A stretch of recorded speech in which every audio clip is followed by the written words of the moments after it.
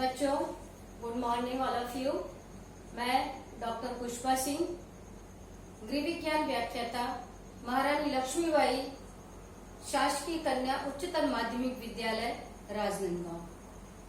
आज मैं आपको पढ़ाऊंगी कि हम जो भोजन लेते हैं या हम जो आहार करते हैं या हम जो डाइट लेते हैं वो हम कितने प्रकार से लेते हैं। तो आहार को या डाइट को 3 भागों में बांटा गया है। एक है अपर्याप्त आहार, एक है पर्याप्त आहार और उसके अलावा है संतुलित आहार। अपर्याप्त आहार नाम से समझ में आ रहा है कि वो आहार जिसकी की मात्रा हमारे लिए पर्याप्त न हो या जिस आहार की मात्रा व्यक्ति की आवश्यकता के अनुसार नहीं होती है उसे हम क्या कहते हैं, अपर्याप्त आहार कहते हैं। तो इस आहार को अगर व्यक्ति लेता है तो व्यक्ति का पेट भी नहीं भरता है। दूसरे प्रकार का आहार है वो कैसा है, पर्याप्त आहार। पर्याप्त आहार मतलब वो आहार जिसकी की मात्रा व्यक्ति की आवश्यकता के अनुसार होती है, चाहे उसमें सारे पोषक तत्व न हो लेकिन उसकी मात्रा जो है वो व्यक्ति की आवश्यकता के अनुसार होती है, इसलिए उस आहार को हम क्या कहते हैं, पर्याप्त आहार कहते हैं। और इस प्रकार का जब आहार कोई भी व्यक्ति ग्रहण करता है तो उसका पेट तो भर जाता है लेकिन वृद्धि और विकास उसका सही प्रकार से नहीं हो पाता क्योंकि सारे पोषक तत्व इसमें उपस्थित नहीं होते हैं। तो सुरक्षा की दृष्टि से और वृद्धि विकास की दृष्टि से ये आहार अच्छा नहीं होता है, किंतु इससे पेट भर जाता है। तीसरा है संतुलित आहार। तो जब आहार की मात्रा भी व्यक्ति की आवश्यकता के अनुसार होती है और उसमें पोषक तत्व भी व्यक्ति की आवश्यकता के अनुसार होते हैं तो वो आहार क्या कहलाता है, संतुलित आहार कहलाता है। मतलब कि ऐसा आहार जिसमें के सारे पोषक तत्व व्यक्ति की आवश्यकता के अनुसार होते हैं और उसमें उपस्थित पोषक तत्व भी जब व्यक्ति की आवश्यकता के अनुसार होते हैं तो वो आहार क्या कहलाता है, संतुलित आहार कहलाता है। और ये संतुलित आहार जो है वो सुरक्षा की दृष्टि से भी उत्तम होता है और हमारे शरीर का इससे वृद्धि और विकास भी सही प्रकार से होता है। तो कितने प्रकार का हुआ आहार, एक हुआ अपर्याप्त, मतलब जिसकी की मात्रा व्यक्ति की आवश्यकता के अनुसार नहीं होती है और न ही उसमें पोषक तत्व व्यक्ति की आवश्यकता के अनुसार होते हैं। दूसरा है पर्याप्त आहार, जिसकी मात्रा तो व्यक्ति की आवश्यकता के अनुसार होती है किंतु उसमें पोषक तत्व व्यक्ति की आवश्यकता के अनुसार नहीं होते हैं। और तीसरा, जब हम इन दोनों को प्लस करके तीसरा जो आता है संतुलित आहार, जिसमें की मात्रा भी व्यक्ति की आवश्यकता के अनुसार होती है और पोषक तत्व व्यक्ति की आवश्यकता के अनुसार होते हैं, वो क्या कहलाता है, संतुलित आहार कहलाता है। और ये आहार जो है वृद्धि और विकास के लिए सही होता है। तो ये जो भूखे लोग रहते हैं जिन्हें पेट भर भोजन नहीं मिल पाता है वो कैसा आहार करते हैं, पर्याप्त। एक सामान्य वर्ग है जिसे कि भोजन तो मिलता है, जैसे उदाहरण के लिए अगर मान लीजिए कोई आलू की सब्जी से रोज चावल खाता है या भाजी से चावल खाता है तो उसे प्रोटीन की मात्रा नहीं मिल पाती है, तो ऐसा आहार क्या कहलाएगा, पर्याप्त आहार, क्योंकि इसमें पेट तो भर रहा है लेकिन इसमें पोषक तत्व सारे उसे प्राप्त नहीं हो रहे हैं। जैसे अगर हम भाजी और चावल अगर हम रोज खाते हैं तो हमें प्रोटीन की मात्रा इससे प्राप्त नहीं होगी और इससे दोनों चीजें हमें प्राप्त होंगे, मात्रा भी हमारी आवश्यकता के अनुसार प्राप्त होगी और पोषक तत्व भी मात्रा के हमारी आवश्यकता के अनुसार प्राप्त होंगे। तो इसका मतलब क्या हुआ, सामान्य वर्ग ये वाला आहार करता है और जो ये आहार है इस आहार को जिसको कि सही प्रकार से पोषण आहार का ज्ञान होता है वो लोग इस प्रकार का आहार ग्रहण करते हैं, बैलेंस डाइट। तो ये बात समझ में आई बेटा। अब हम इनको संतुलित आहार जो हम आखिर हम क्यों नहीं ले पाते संतुलित आहार, सामान्य वर्ग ये ले पाता है, जो भूखे लोग हैं तो वो केवल ये ले पाते हैं और अधिकांश मध्यम वर्गीय वर्ग ये ले पाता और बहुत कम प्रतिशत है जो कि संतुलित आहार ले पाता है। तो क्यों हम संतुलित आहार नहीं ले पाते हैं, क्योंकि संतुलित आहार को बहुत सारे कारक प्रभावित करते हैं। ये ऐसे बहुत सारे कारक हैं जिनके कारण से कि व्यक्ति संतुलित आहार ग्रहण नहीं कर पाता है। सबसे पहला कारण है आयु।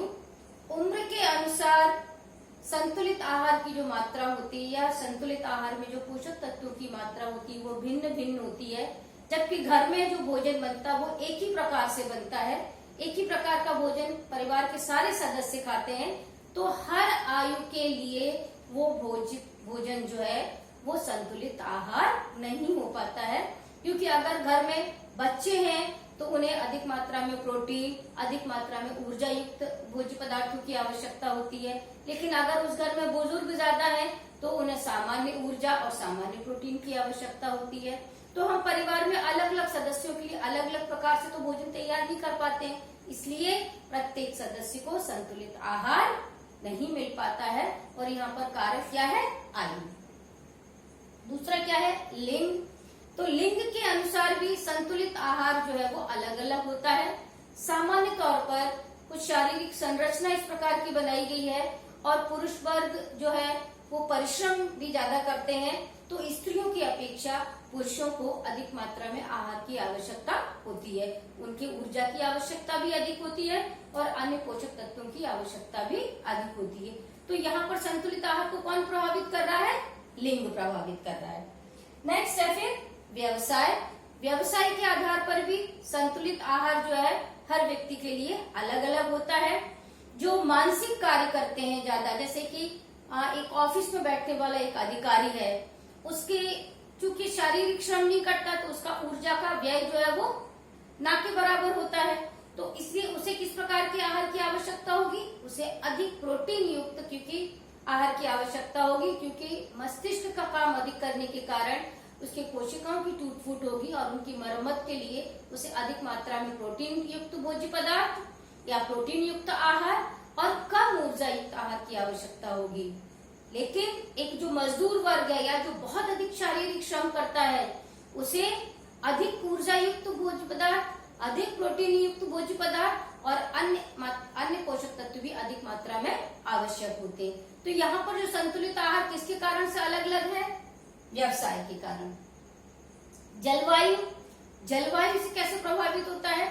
जो लोग ठंडी जलवायु में रहते हैं उन्हें अधिक ऊर्जा की आवश्यकता होती है और जो गर्म जलवायु में रहते हैं उन्हें कम ऊर्जा युक्त आहार की आवश्यकता होती है। तो यहाँ पर भी आहार को कौन प्रभावित कर रहा है?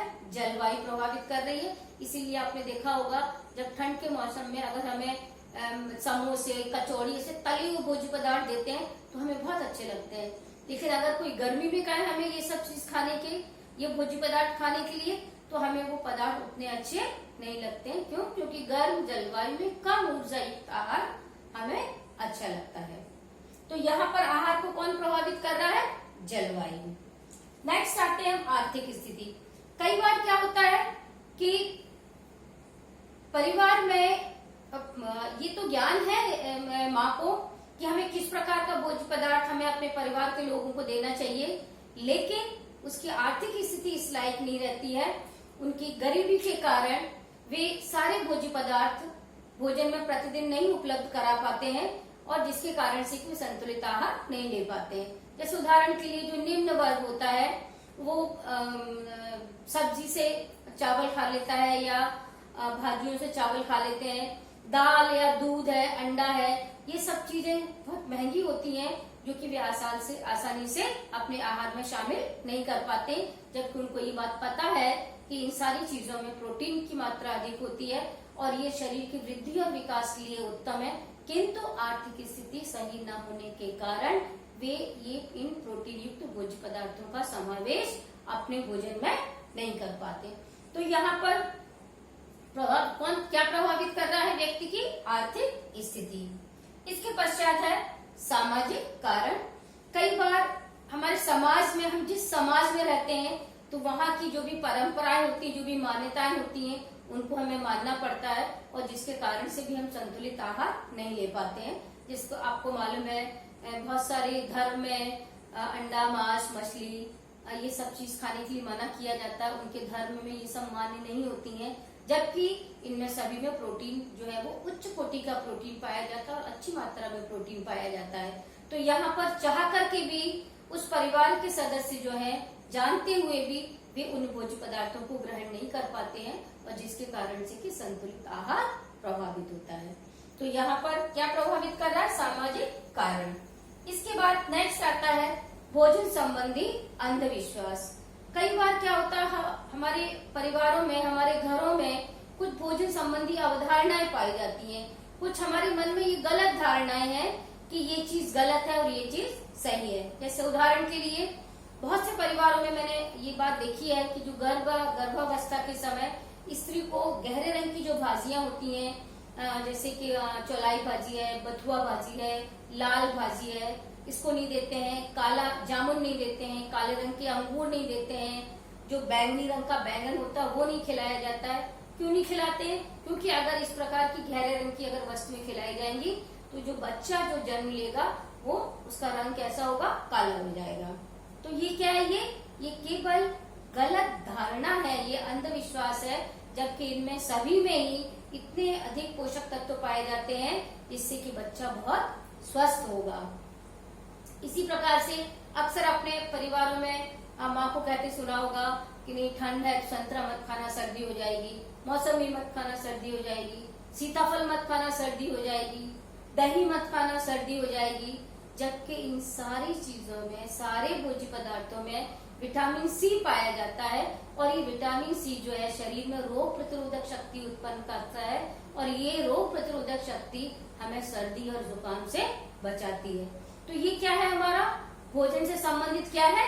अंधविश्वास है, जिसके कारण से कि हम इन फलों को, इन भोज्य पदार्थों से वंचित रह जाते हैं और हम संतुलित आहार ग्रहण नहीं कर पाते हैं। नेक्स्ट लास्ट है भोज्य पदार्थों की उपलब्धता।